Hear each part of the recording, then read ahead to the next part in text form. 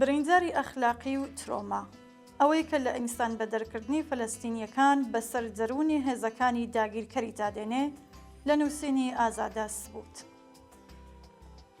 لە چەند ڕۆژی ڕابردوودا ژمارەیەک مێدیا باسییان لە ترۆماکانی سەربازانی ئیسرائیل کردووە دوای گەڕانەوەیان لە غەزە.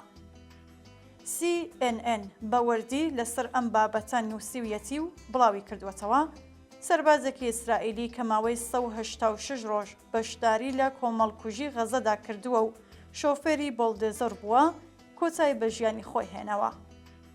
خێزانەکەی دەڵێن ئەو کەسە تووشی تێکچوونی دەمارەکان و ئارەقکردنەوە و کەمخەوی و دابڕانی کۆمەڵایەتی بووە. سەربازێکی دیکە کە ئەو شۆفێرەی لەگەڵ بووە لە ناو بۆڵدێزەرەکەدا دەڵێت شەوان بە زەحمەت دەتوانێت بخەوێت. دەنگی تەقینەوەکان لەسەریدایە و ئیتر ناتوانێت گۆشت بخوات چونکە ئەو دیمەنە ترسناکەی بیردەخاتەوەکە لە ناو بۆڵدێزەرەکەی خۆیەوە بینیویەتی لە غەزە. ئەو نازناوی گۆشت بەکاردەهێنێت کاتێک ئاماژە بە تەرمی مردووەکان دەکات. بە CNN دەڵێت کاتێک گۆشت و خۆینێکی زۆر لە دەرەوە دەبینێت لە کاتی نان خواردن بەڕاستی کاریگەری لەسەری دەبێت. مدیاکانی وەک CNN کە بە درێژایی ساڵی ڕابردوو ڕێگای جینۆسایدیان لە غەزە نەرم کردووە و باسی ترۆمای خەڵکی غەزەیان نەکردووە، ئێستا باز لەوە دەکەن کە سەربازانی ڕژیمی کۆلۆنیزم وازیان لە خواردن هێناوە و ناتوانن شەوانە بخەون. ئەوەی کە مدیاکان زیاتر خەمی ترۆمای سەربازانی سەر بڵدێزر و ئەنجام دەرانی جینۆسایدیان هەیە نەک ژیانی فەلەستینیەکان کە بە زیندوی نێژراون، ڕاگ و ڕیشەی لە هەمان ئەو ڕەگەزپەرستیە دامەزراوەیەدایەکە هەمیشە ئاسایشی دانیشتوانی داگیرکەری لەم هەموو ساڵەدا پاراستووە و ئەولەویەت بە داگیرکەر بووە نەک ئازادی دانیشتوانی داگیرکراو. لە شوێنێکی دیکە راپۆرتەکەدا بیچەر دەروونناسێکی سوپای ئیسرائیل دەڵێت یەکێک لەو ڕێگایانەی کە سوپای ئیسرائیل یارمەتی سەربازە ئاسیب دیدوەکان دەدات بۆ دووبارە بنیانانەوەی ژیان هەوڵدان بۆ ئاساییکردنەوەی ئەو شتانەیەکە بەسەریاندا تێپەڕیون. ئەو دەڵێت ئەم دۆخە بۆ مرۆڤ ئاسایی نییە. کاتێک سەربازەکان لە بەرەکانی شەڕ دەگەڕێنەوە بە نیشانەی دڵڕاوکێ دوای ڕووداوەیەک دەپرسن چۆن دەتوانم بگەڕێمەوە ماڵەوە دوای ئەوەی بینیومە؟ چۆن بتوانم پەیوەندی لەگەڵ منداڵەکانم بکەم دوای ئەوەی بینیومە؟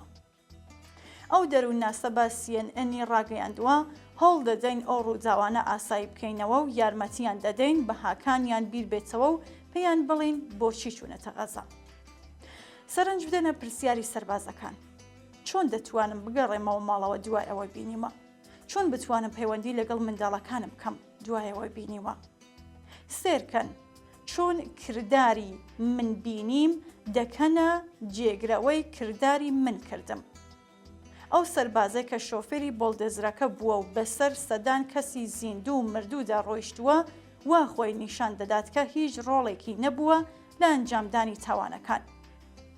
چیرۆکی دەروونناسەکەی سوپا و هەوڵەکانی بۆ ئاسایی پیشاندانی وە بە ئاسانی زانینی ئەوەی کە خۆی دانی پێدادەنێت کە کردارێکی نائاساییە لەوەش ترسناکترە.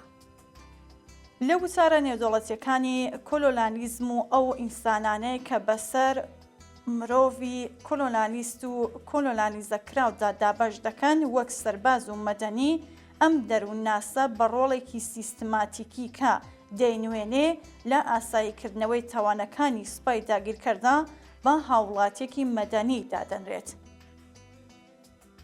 ڕۆژنامەی تایمز ئاف ئیسرائیل لە ساڵی 2021دا بڵاوی کردەوە خۆکوشتن و نەک کوژران لە بەرەکانی شەڕدا هۆکاری سەرەکی مردنە لە نێو سەربازانی ئیسرائیلیدا. لە راپۆرتێکی دیکەدا کە لە ساڵی 2019 نووسراوە دەرکەوتووە لە هەر 12 سەربازێکی ئیسرائیلی کە تووشی ململانێ تون دەبن یەکێکیان نیشانەکانی نەخۆشی گوشاری دەرونی دوای کارەساتەکانی لەسەر دەردەکەوێت. بەڵام بە فەرمی نەناسینی کێشەکانی تەندروستی دەرونی وای کردووەکە زۆرێک لە کارمەندانی پێشوو نەتوانن هیچ خزمەتگوزاریەکی پزیشکی وەربگرن دوای جێهێشتنی سوپا. لەم ڕاپۆرتەدا ئەندامێکی ستافی پزیشکی سوپا دەڵێت هێشتا تەمەنم 19 ساڵ نەبوو کاتێک تەقەم لە کەسی یەکەم کرد. وردە وردە شێت بووم، شتەکانم ئەسووتان، لە دایکم ئەدا، لە خەو هەڵدەستام و دەمبینی جێگاکەم پڕ کردووە لە میز.